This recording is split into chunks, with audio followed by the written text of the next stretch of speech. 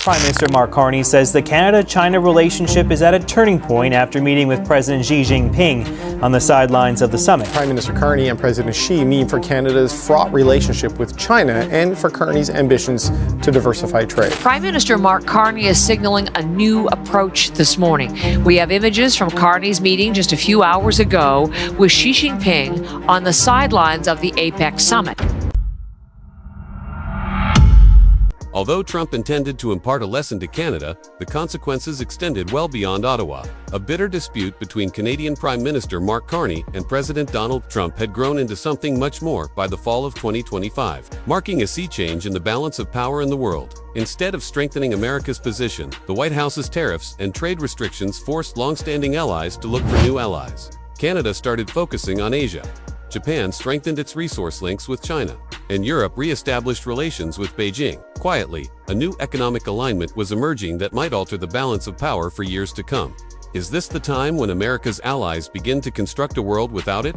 In early October, there was an unexpected break, following a parody advertisement from Ontario that ridiculed his tariff agenda. President Donald Trump suspended all trade talks with Canada. Ottawa did not react with protests or speeches. It veered off course. In a matter of days, Prime Minister Mark Carney's staff traveled to Asia to set up high-level gatherings, including a private conversation with Chinese President Xi Jinping. This was a necessary evolution rather than an abrupt shift for Canada. Its industries were stretched and consumer expenses had increased due to years of escalating tariffs on steel, lumber, and automobiles. Washington's message was very clear. The nearest neighbors of America would be viewed as adversaries. In response to this fact, Carney worked to lessen Canada's reliance on the U.S. and increase its influence outside of North America. The move could backfire, according to domestic critics who described it as a leap from one challenging partner to another. However, the motivation was economic survival rather than ideology. A mid-sized country like Canada has to find an alternative when the world's largest economy shuts down its marketplaces. And Canada wasn't the only country looking. Governments that had previously been close to Washington were reconsidering their stances throughout Europe and Asia. Western trade was rocked in the middle of 2025 when the White House imposed broad import tariffs ranging from 25% to 35%. In an effort to secure vital supply networks, European leaders started re-establishing contact with Beijing. Long dependent on American consumers, South Korean manufacturers negotiated multi-billion-dollar contracts with Chinese electronics companies, while Japan discreetly increased its mineral exports to China through new port agreements in Yokohama and Dalian. All of these countries had earlier that year signed trade agreements with the United States, Japan in September, South Korea in October, and the European Union in August. However, few think those accords would endure. Partners were unsure about their future due to Trump's propensity to abruptly halt or cancel negotiations. China wasn't a top option for them. It served as a buffer.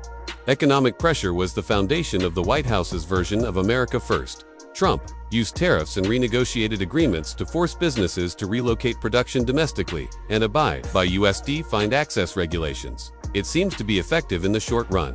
Parts of the Midwest saw the reopening of factories, and every time reshore jobs were reported, the administration rejoiced. However, intimidation-based diplomacy quickly becomes stale. The president's decision to end talks with Ottawa over a television advertisement sent a message to the world that trade with the U.S. could turn personal at any time. America's power depended on continuity for decades. NATO provided military protection, the G7 provided political coordination, and the USMCA united North America. Allies' behavior was altered when that predictability was replaced with unpredictability. They no longer trusted the regulations overseeing them, but they still valued access to U.S. markets. Beijing acted swiftly to exploit the situation. Despite escalating tensions with Washington, China's Ministry of Commerce claimed by late September that commerce with Western countries had increased by 12% from the year before. According to Canadian export data, more energy and agricultural items are being shipped through British Columbia's Pacific ports, primarily to Asian consumers. This was a simple chance for China. Beijing's steadiness became more alluring as Washington appeared more unpredictable. The computation was far more difficult for Western countries. Growth and access to large consumer markets were provided by China, but at the expense of an increasing reliance on a strong competitor that controlled international investment and controlled the production of rare earths. Beijing's political model was untrustworthy to the G7 economies. They were unable to completely ignore its economic gravity, though this new order was not based on common principles. It was molded by need. The motivation for global participation had shifted to survival. Carney had a strategic conundrum in Ottawa. Reopening old scars was a risk of getting closer to China.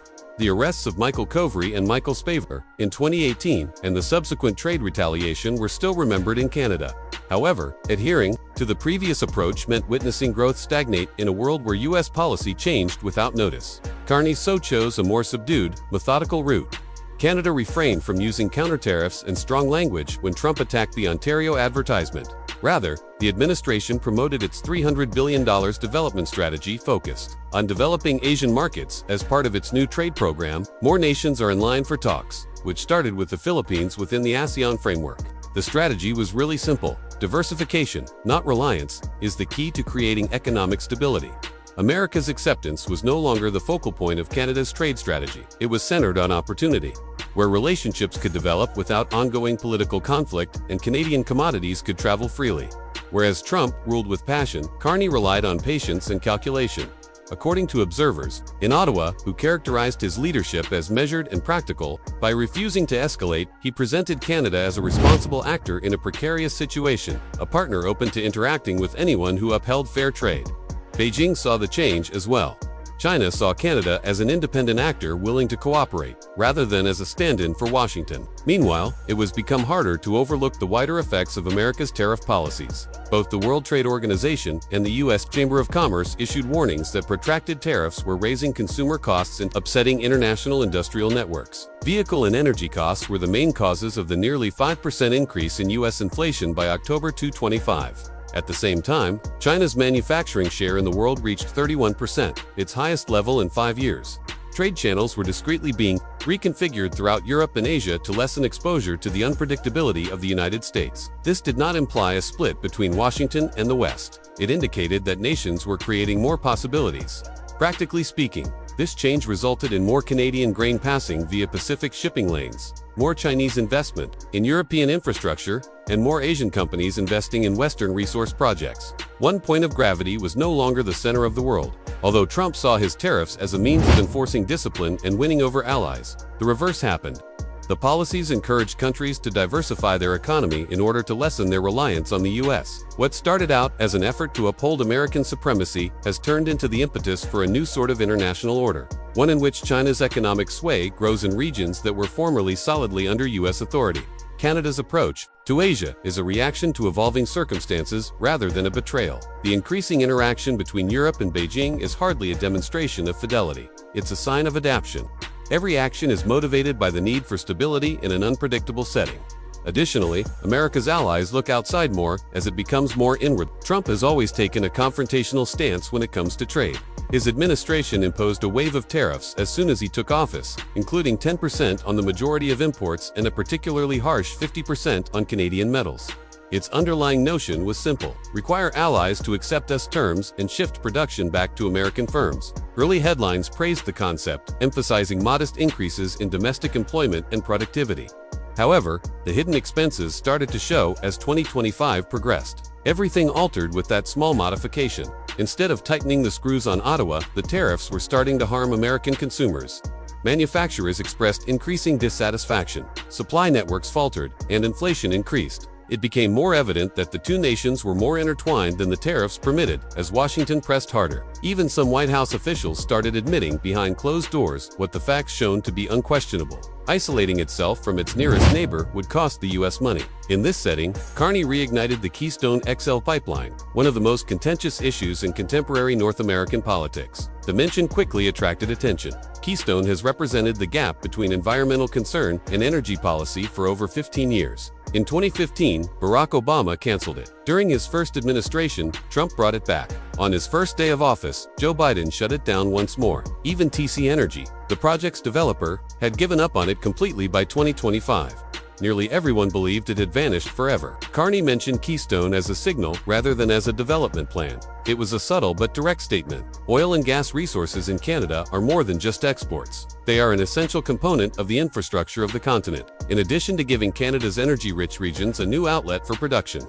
A revived pipeline would offer the U.S. a safe substitute for unstable foreign suppliers. It would release pressure on Alberta and provide a chance for mutually beneficial economic collaboration. It was a concept that resonated politically with Trump. who had long positioned himself as a champion of U.S. energy independence. The president might declare triumph for reviving a significant enterprise if he accepted it. He would have to answer difficult questions about why America favored expensive, erratic imports over reliable Canadian supply if he disregarded it. In any case, in a negotiation that had begun one-sidedly, Carney had presented Canada as the essential partner. Ottawa was now leading instead of just reacting. Subsequent reports verified that Trump was open to the concept. The atmosphere shifted, but no official agreement was reached. Washington needed something that only Canada could provide for the first time since the tariff war started. From a diplomatic perspective, it appeared ordinary. The balance had subtly shifted despite a few handshakes, grins, and assurances of further conversation. The data revealed a different story beneath the photo ops. US exports fell by about 4% in the second quarter of 2025, according to data from the Bureau of Economic Analysis. This decline was mostly caused by retaliatory trade actions and rising costs for essential goods. Previously applauding the tariffs, factories were now warning of production slowdowns. Domestic output fluctuated as consumer prices increased. What started out as an effort to highlight the resilience of Americans was becoming a vicious cycle of rising costs and mounting political annoyance. Governors and manufacturing associations started to rebel throughout the Midwest. Tariff relief was being demanded, especially for trade with Canada, by states that had long backed the administration's economic policy. They contended that re-establishing ties with the partners who initially made American business possible was a better way to safeguard it than erecting walls around it. In order to restore influence, Canada had switched from defense to offense, employing accuracy rather than force. Carney had restored equilibrium by using Trump's own strategies as leverage. Both countries are facing the next stage of negotiations as fall grows deeper. It's unclear if those talks result in a more comprehensive North American energy agreement or a changed tariff structure. The reversal of the pressure loop, however, is evident. The strategies that were used to box in Canada are now returning to the U.S. The trade dispute, which started out as a struggle for supremacy, is now a reminder that neither side can afford to be isolated.